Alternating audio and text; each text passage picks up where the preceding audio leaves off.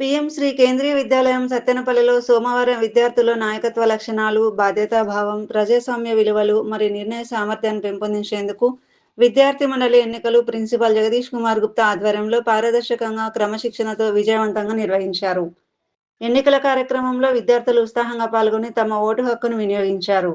ఎన్నికల కమిటీ ఆధ్వర్యంలో ఓటింగ్ ప్రక్రియ ప్రశాంతంగా పూర్తయింది. అనంతరం ఉపాధ్యాయుల సమక్షంలో ఓట్ల లెక్కింపు నిర్వహించబడింది.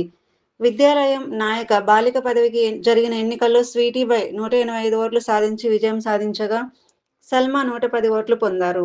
అదేవిధంగా విద్యాలయం నాయకుడు బాలుర పదవికి జరిగిన ఎన్నికల్లో అవినాష్ 153 ఓట్లు సాధించి విజేతగా నిలిచారు. ఇతర అభ్యర్థుల్లో పాల్ ఉబైద్ 114 ఓట్లు, ప్రణవ్ 60 ఓట్లు పొందారు. ఫలితాల ప్రకటన అనంతరం పాఠశాలలో ఆనందమైన వాతావరణం నెలకొంది. విజేతలను ఉపాధ్యాయులు, తోటి విద్యార్థులు ఘనంగా అభినందించారు. ఎన్నికల్లో పాల్గొన్న అభ్యర్థులు ప్రజాస్వామ్య స్ఫూర్తిని చాటుతూ ఫలితాలను గౌరవంగా స్వీకరించి పాఠశాల అభివృద్ధి కోసం కలిసి కృషి చేస్తామని తెలిపారు.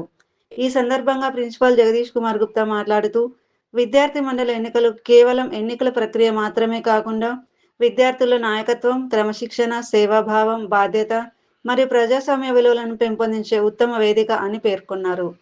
నూతనంగా ఎన్నికైన విద్యాలయ నాయకుడు, నాయికలకు అభినందనలు తెలియజేస్తూ వారు పాఠశాల శ్రేయస్సు కోసం ఆదర్శప్రాయంగా, నిస్వార్థంగా సేవలందించాలని ఆకాంక్షించారు. ఈ ఎన్నికల జాతీయ విద్యా విధానం 2020 లక్ష్యాలకు అనుగుణంగా విద్యార్థుల సమగ్ర వ్యక్తిత్వ వికాసానికి దోహదపడతాయని ఆయన తెలిపారు. ఈ ఎన్నికల విజయవంతమైన నిర్వహణలో సహకరించిన ఉపాధ్యాయులు, ఎన్నికల కమిటీ సభ్యులు మరియు విద్యార్థులందరినీ పాఠశాల యాజమాన్యంను అభినందించారు.